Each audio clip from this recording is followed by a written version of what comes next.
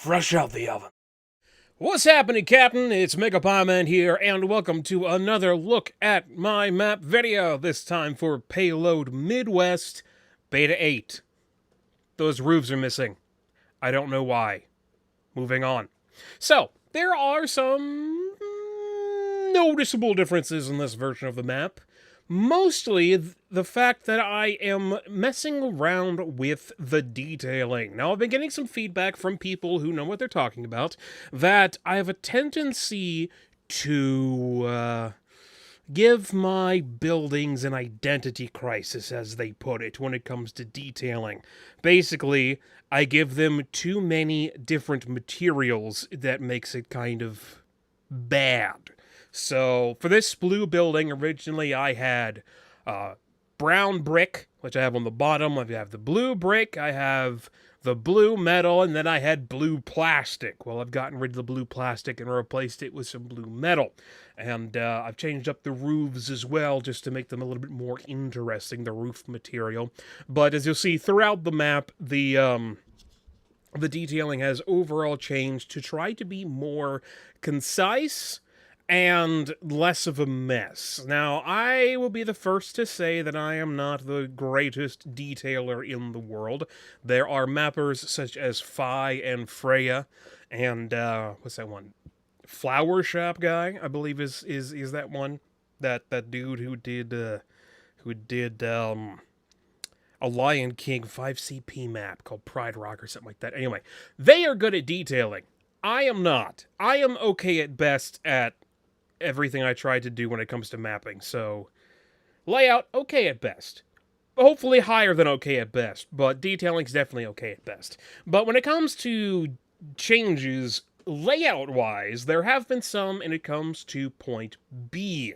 Now, the problem that I was having previously with Point B is that it was way too easy for Red to just hold it, and too difficult for Blue Team to capture, because Red Team had very easy sentry spots. Now, I still want Red Team to be able to defend B, because it's important that Red Team is able to defend every single objective. It's just supposed to get easier for them to defend the more objectives that are taken, and harder for Blue to capture the more objectives that are taken. So A is the easiest to capture, the hardest to defend.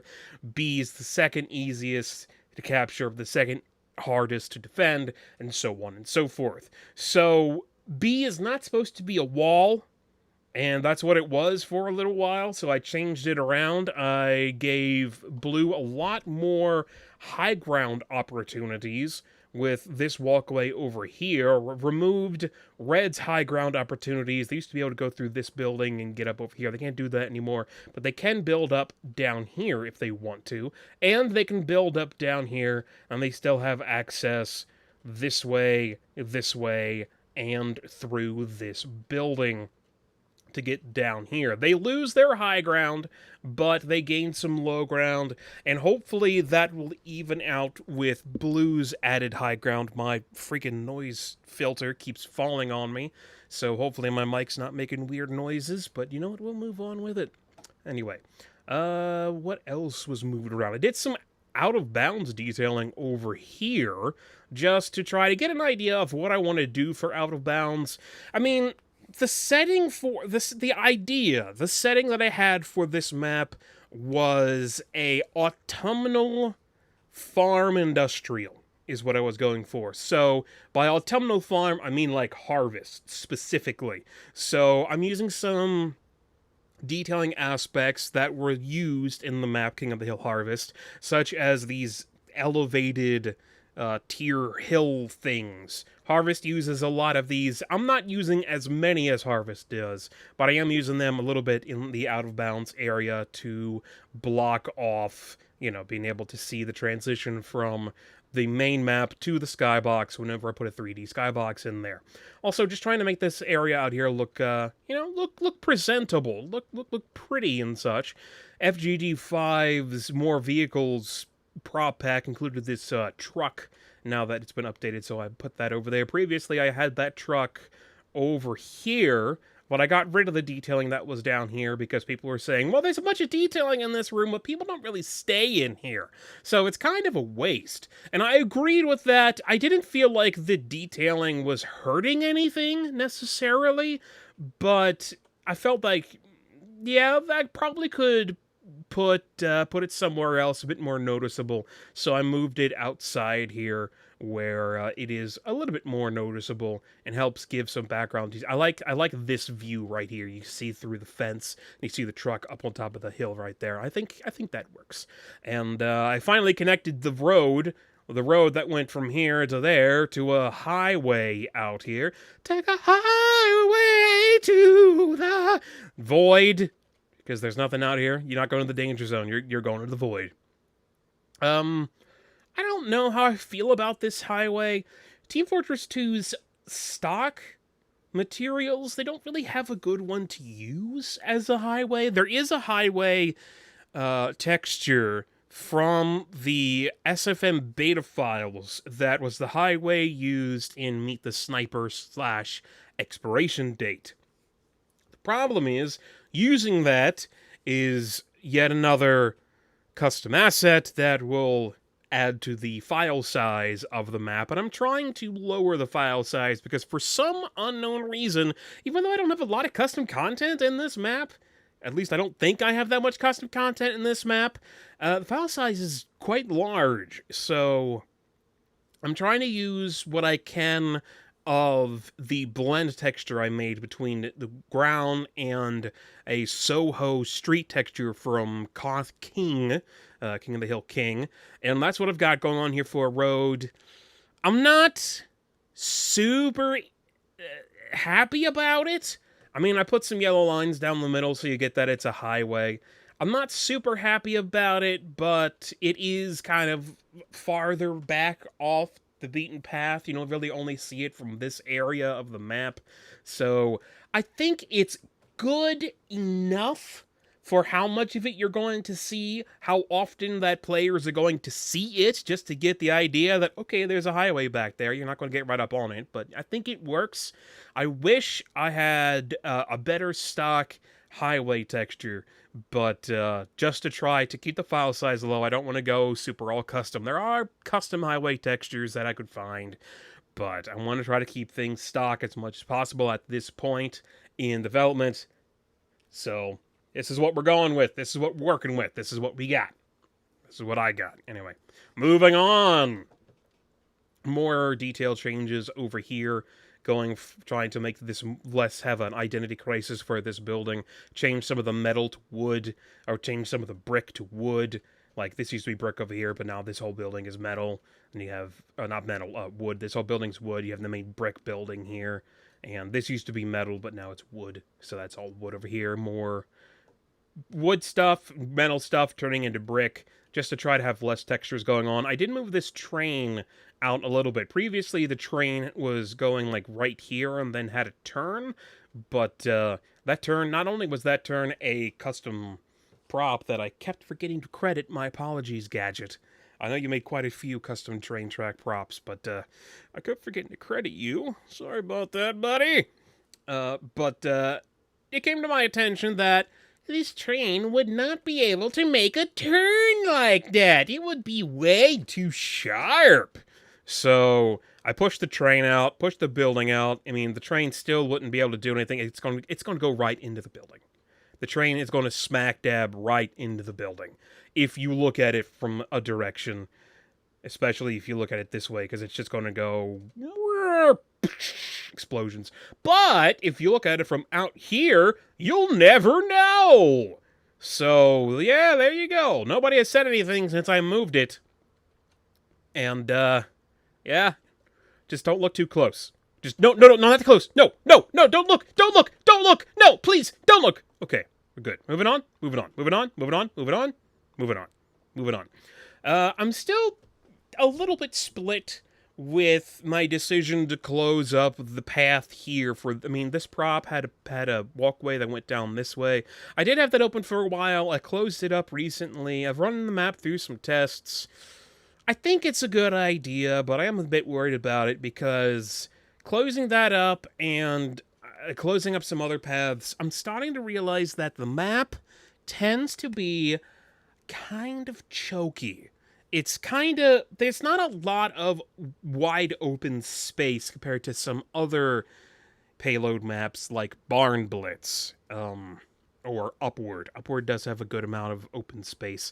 Midwest doesn't, but I do feel that the way Midwest uses space, especially around the cart path, is similar to Badwater, and similar, not that it's a similar layout, but it used similarly to Badwater, that it shouldn't be too choke oriented to be too much of a problem. I'm hoping. Past couple of tests, Blue has been able to do a lot of capping, and Red has not been able to do a lot of defending. So I've been playing around with respawn times based on when you cap, changing around how those change, changing around how, I mean, it used to be on every capture, I had a force respawn for any dead players on Blue team. They would automatically respawn as soon as it was captured. I got rid of that for a couple points, especially B, because when you capture B, the spawn point is like right next to B, and that causes Red, who's retreating, just to die, and then they don't get time to build up on C. So I've got rid of that to try to give Red a bit more time to build up around C. I don't think I need to change much layout-wise to really get this map to have a good balance between attackers and defenders.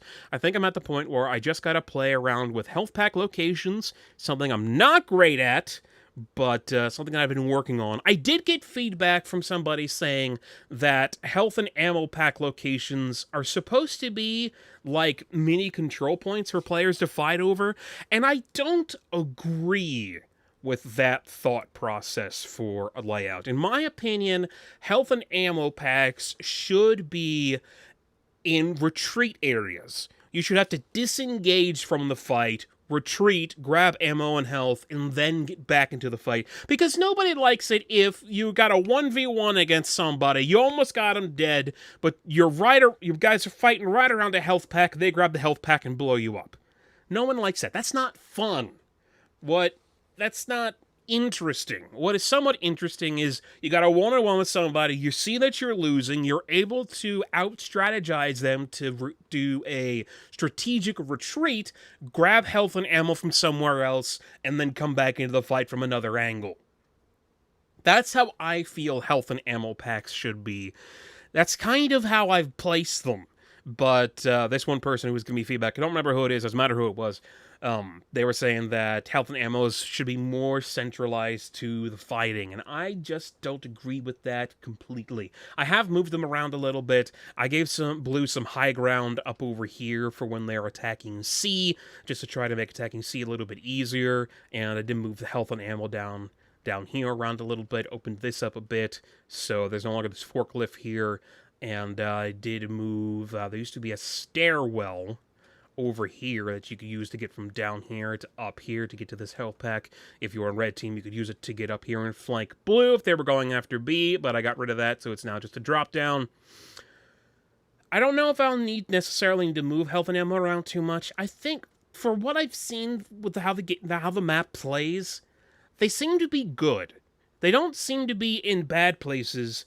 They may not be in the best locations, but they don't seem to be in bad locations, and I can't really figure out what better places there would be to put them. So for now, they're pretty much going to stay where they are. I might move them around a little bit, but that's where I'm at with the development of this map, figuring out health and ammo pack locations, or ideal health and ammo pack locations, as well as respawn times. I don't believe I need to do much layout-wise, and once I'm happy with a bit more development on this map, got to get that 3D Skybox in, and we might actually be able to call this map done, just in time for everyone to finally agree that Team Fortress 2 is dead, and there's no point in playing it anymore. Whoopee!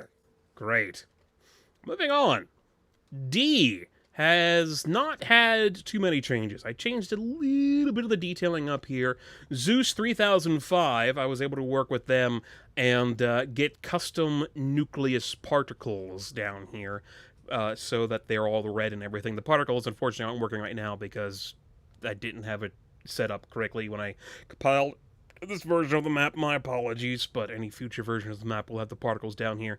Normally, Nucleus, the model's blue for that spinny thing, the particles are blue, but Zeus was able to make red versions of all of that, which I was able to use down there to make it fit the red team. And I'm genuinely happy with this final point area, how I was able to, as some people call it, map-givering or McGivering different props and stuff together to make this thing power source plant station. I don't know what it's a thing that looks dangerous, so we're gonna blow it up to make it look like a thing. So I think that works. I put these crates here to block a sightline. Don't know if I talked about that yet or not. I opened up this window completely to try to make this room a little bit less awkward. It does mean there's less cover in this room. That door, of course, shuts. There is less cover in this room for attackers when that door is shut and they're attacking D, but hopefully it makes this a little bit less awkward. I put a grate here so you can quickly see that, hey, there's a path underneath this and detailed around it. Anything else I changed around here? I did change the lighting to be a little bit brighter on the indoor spaces of this map, and got rid of the custom assets I had in here, replaced them with a table, just a table made out of brushes and Skybox props and whatnot, to try to lower the file size. And I think that is it. Can't think of anything else that I've really worked on that's changed around for here. So, yeah, let me know what you think of the map in the comment section below on YouTube or on the forum thread on tf2maps.net. Check it out. See if you like it. See if you don't. Leave your feedback. Let me know what you think. I think I put a one-way here so you can tell this is a one-way door from this side, so it should be a little bit easier for that. I think the map's okay. I'm not so sure about B. You might need to make B a little bit different for defenders or attackers just to balance things how development goes. But that's it for now. So thank you very much for watching. I'm MegapieMan, and I will talk to you guys later.